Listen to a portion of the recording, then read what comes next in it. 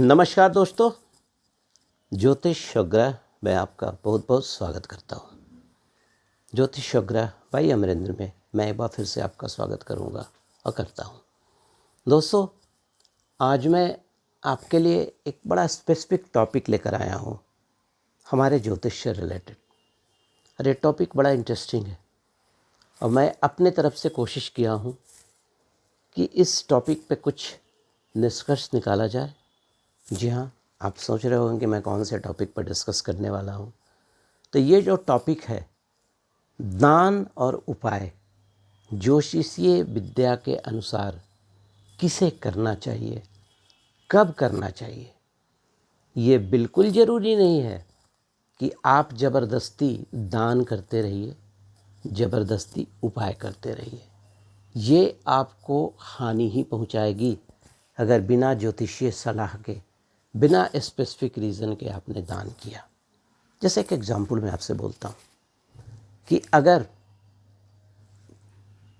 एक पहला भाव, पाँचवा भाव और नौवां भाव, पहला भाव क्या होता है? आपका बॉडी, व्यक्तित्व। पाँचवा भाव संतान, नौवां भाव भाग्य। अगर आप उस तीनों घर के ग्रहों की, राशियों की, या ग्रह जो बैठे हैं या ग्रह के स्वामी हैं, उनका अगर आप दान करेंगे तो अल्टीमेटली क्या होगा? You will lose your body. आपके संतान की तरफ से परेशानियां आ सकती हैं, और भाग्य से अगर डिप्राइव हो गए तब तो समझ लीजिए और अच्छा नहीं है। तो इसी तरह से बहुत स्पेसिफिकली एनालाइज करके आप उपाय भी कीजिए, दान भी कीजिए। इसी पर एक विस्तृत चर्चा मैं आपसे करूँगा। देखिए क्या होता है कि जब भी आप ज्योतिष का कोई भी मतलब जो रेमेडीज़ है, या अंगूठी पहनना हो, या मंत्र पढ़ना हो, या हवन करना हो, तो एक साइंटिफिक एनालिसिस कीजिए। जो भी आपके जानकार एस्ट्रोलॉजर हैं उनके पास जाइए, रैशनली डिस्कस कीजिए कि उन्होंने आपको बताया है तो उसका रीज़न क्या हो सकता है। देखिए, जनपत्री जो है केवल किताब और सूत्रों को पढ़ के नहीं पढ़ी जा सकती है। इसमें आपका अपना आईक्यू भी होना चाहिए, केस स्टडी भी होना चाहिए, और ये जानने की कोशिश करनी चाहिए कि अगर मैं कर रहा हूँ तो ये हानि करेगा या फ़ायदा करेगा। सपोज अगर आपकी कुंडली में शनि की महादशा चल रही है और शनि जो है सूर्य के नक्षत्र में है, तो अब आप क्या करेंगे? यहाँ पर आपको एक सही ज्योतिषीय सलाह की ज़रूरत पड़ेगी कि किस तरह से शनि को भी अनुकूल किया जाए, सूर्य को भी अनुकूल किया जाए। बहुत से एस्ट्रोलॉजर को मैं देखता हूँ, नवांश को बिल्कुल वैल्यू नहीं देते हैं। नवांश का भी थोड़ा अध्ययन कीजिए। और भी चीज़ें हैं जो कभी मैं और दूसरे वीडियो में आपसे चर्चा करूँगा। तो आज जो मेरा टॉपिक है वो सिंपल यही टॉपिक है कि किस तरह से दान करें, किस तरह से उपाय करें, और ये उपाय हमारे लाइफ में चेंज लाएगा नहीं। क्योंकि होता क्या है, मैंने देखा है कि लोग 10 तरह के ज्योतिष के पास 10 ज्योतिषों से संपर्क करते हैं। 10 ज्योतिष से संपर्क करेंगे, 10 एस्ट्रोलॉजर आपको 10 तरह का रास्ता बताएंगे। तो अगर आप एक हलवे को 10 कुक से बनवाइएगा ना, तो हलवा ना बन के फिर वो पकौड़ा बन जाएगा। तो इन चीज़ों का हमेशा ध्यान रखिए। चलिए आगे मैं चर्चा करता हूँ आपसे कि किस तरह से इन चीज़ों को किया जाए कि we should get a very good result. देखिए, दान कौन करता है? दान यूजुअली जिसके पास सरप्लस हो या कुछ ऐसी फालतू चीज़ें हो जिसे हटाना है, ठीक है। लेकिन यूजुअली क्या होता है, एक प्री कंसीव नोशन के साथ लोग एस्ट्रोलॉजर के पास जाते हैं और उन्होंने उन्हीं के मन की बात बोल दी तो फिर उसको फॉलो भी करते हैं। देखिए, अभी सावन का महीना चल रहा है, मैंने देखा लोग नारियल को फोड़कर शिवलिंग के ऊपर जल ढाल दे रहे हैं। साइंटिफिकली जल बिल्कुल नहीं ढालना है। चलिए, उस पर मैं कोई किसी और वीडियो में आपसे डिस्कस कर चुका हूँ। लेकिन समझाने जाइए तो वो आप ही को उल्टा समझाने लगेंगे। ऐसा बिल्कुल मत कीजिए। अब देखिए, अब क्या है, सबसे पहले आप ये देखिए कि जिस ज्योतिष के पास गए हैं उनका आधार का ज्ञान क्या है, ज्ञान का आधार क्या है, कहाँ तक वो रैशनली आपको कन्विंस कर सकते हैं। क्योंकि देखिए, ग्रह हमसे करोड़ों मील दूर हैं आप ग्रह को कंट्रोल नहीं कर सकते हैं, लेकिन ग्रह आपको कंट्रोल कर रहे हैं। जिस समय सचिन तेंदुलकर पैदा हुए होंगे, और भी बहुत सारे लोग पैदा हुए होंगे ना, लेकिन सचिन तेंदुलकर ही क्यों बन गए वो।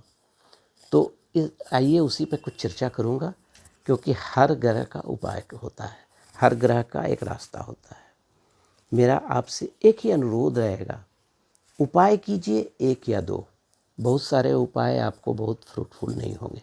दूसरा, सेलेक्टिव उपाय कीजिए, और 10-15 उपाय करने से आपको कुछ भी हासिल नहीं होगा, एक भी हासिल नहीं होगा। तो आइए अब थोड़ा सा आगे डिस्कशन करते हैं। देखिए, दान और उपाय हम लोग को अपने तत्व के अनुसार करना चाहिए। ये तत्व कौन से होते हैं? अग्नि तत्व, पृथ्वी तत्व, वायु तत्व और जल तत्व। इसी से हमारे शरीर की संरचना बनी है, और यही एलिमेंट है जो हमारे पूरे शरीर को गवर्न करता है। 12 राशियाँ होती हैं, जिसमें हर राशि के 3, मतलब जैसे मैंने 4 तत्व बोला ना, तो ये जो 12 राशियाँ हैं, इन चारों तत्वों में 3-3 करके रहती है।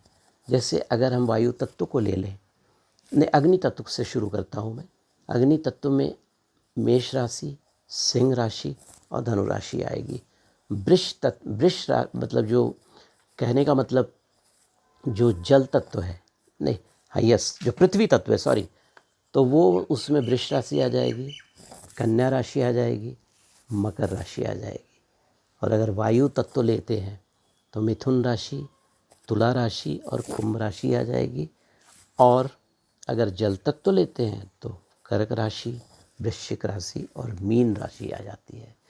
इन्हीं चारों तत्वों के आधार पर आपको सिलेक्ट करना है, या कोई पूजा करना है, या स्टोन पहनना है, या दान करना है, या उपाय करना है। क्या रोल है? देखिए, हमारे कुंडली में त्रिकोण का बहुत रोल होता है। त्रिकोण जो होते हैं 1, 5 और 9, हमारी जन्मपत्री में पहला घर, 5वां घर और 9वां घर, ये त्रिकोण कहलाते हैं। ठीक है, इस त्रिकोण का बड़ा वैल्यू होता है। और एक बात हमेशा याद रखिए कि त्रिकोण में जो जो ग्रह हैं, या त्रिकोण से रिलेटेड 1, 5 और 9 का कभी भूल के विधान न करेंगे। उसका रीज़न क्या है कि त्रिकोण, पहला घर शरीर का होता है, बॉडी का होता है, 5वां घर संतान का होता है, 9वां घर भाग्य का होता है। अगर इन चीज़ों को आप अपने से दूर कर देंगे तो what will happen? You will lose your personality, there may be a problem with your son, और आपके फेट में भी प्रॉब्लम्स आ सकते हैं। ठीक है, आइए एक एग्जाम्पल आपको समझाता हूँ।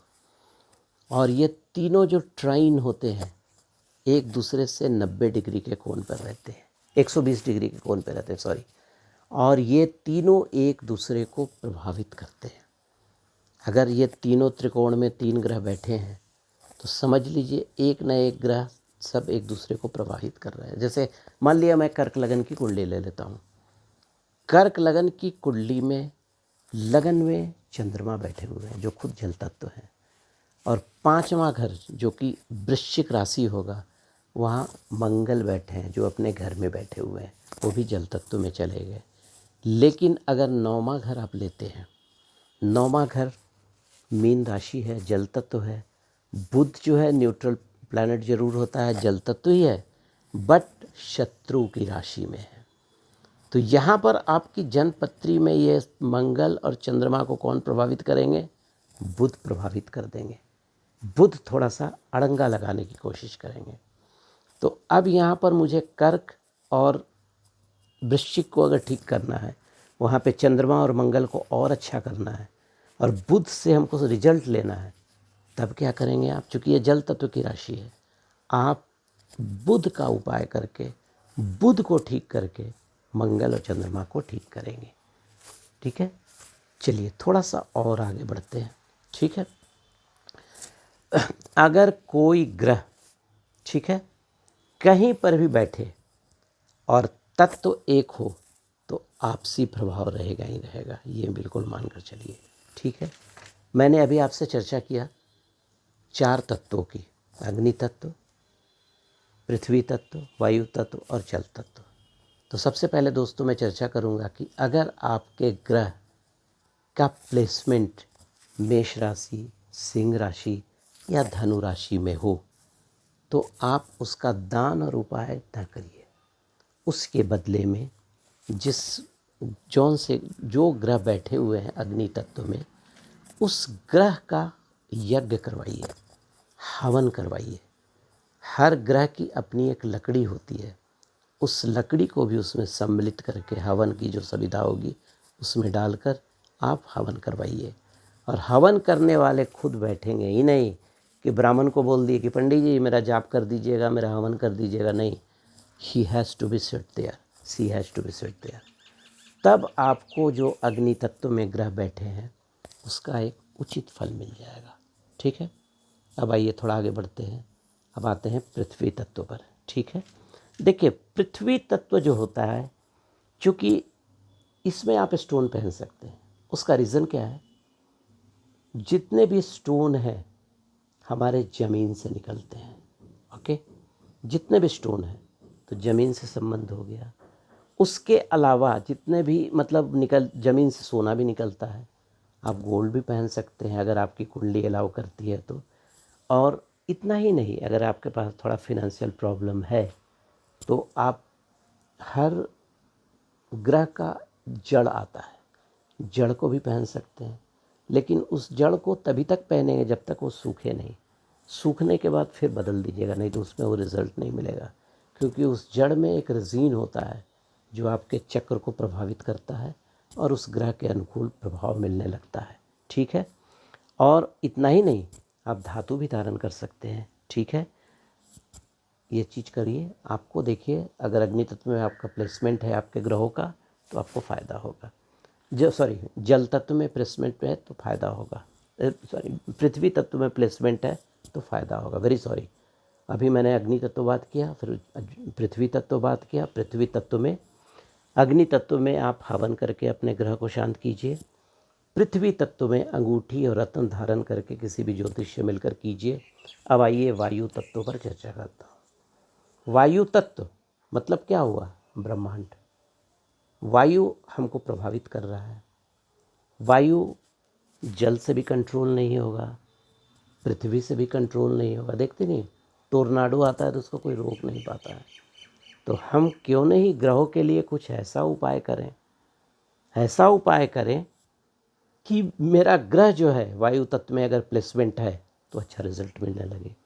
तो ये मान कर चलिए कि अगर आपकी कुंडली में मिथुन राशि में, तुला राशि में या कुंभ राशि में ग्रह विद्यमान है तो ये वायु तत्व में है। तो वायु तत्व के लिए दोस्त सबसे सिंपल, मंत्रों का जाप कीजिए। मंत्रों का जाप से क्या होगा ना कि उसकी जो आवृत्ति होगी, वेवलेंथ होगा, वो वायुमंडल में मिलकर वो एक ऑरा क्रिएट करेगा जो आपको ग्रहों के अनुसार एक उचित फल देगा। ठीक है, उपाय भी आप कर सकते हैं, इसमें कोई शक नहीं। ठीक है, अब आइए थोड़ा सा और आगे बढ़ते हैं। ठीक है, लेकिन मंत्रों का जाप आपके लिए सबसे ज़्यादा प्रभावी हो जाएगा। अब आइए जल तत्व पर बात करते हैं। जल तत्व में सिर्फ केवल दान सर्वोत्तम होता है। कारण, क्योंकि वाटर एलिमेंट जो है ना, वाटर एलिमेंट को आप किसी भी दूसरे तरीके से कंट्रोल, न वायु कंट्रोल कर सकती है, न पृथ्वी कंट्रोल कर सकती है, न अग्नि कंट्रोल कर सकती है।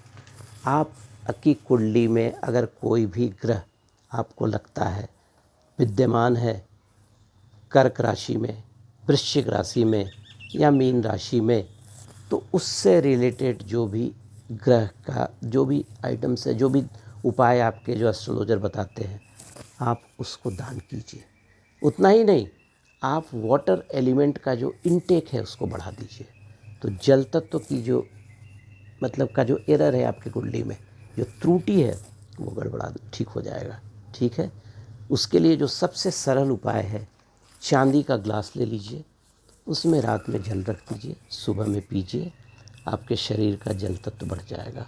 ठीक है, इतना ही नहीं, जैसे शनि का दान करना हो तो आप चिमटा, छाता, खाली वस्तुएं दान कर सकते हैं। अगर जल तत्व में आपके ग्रहों की प्लेसमेंट है तो ज़्यादा क्रॉस चेक नहीं करें, ज़्यादा ज्योतिषों के पास जाएं ज़रूर, लेकिन ये नहीं कि उन्होंने वो बताया, उन्होंने ये करेंगे तो यू विल लूज़। आप अपने जन्मपत्री को कमज़ोर बनाएंगे, ठीक है। हाँ, एक चीज़ जाते जाते फिर मैं बोलूँगा कि 1, 5 और 9 के जो स्वामी हैं और जो ग्रह बैठे हैं, स्वामी जो हैं, उनका दान भूल कर भी नहीं करें, करेंगे आपको प्रॉब्लम आएगा।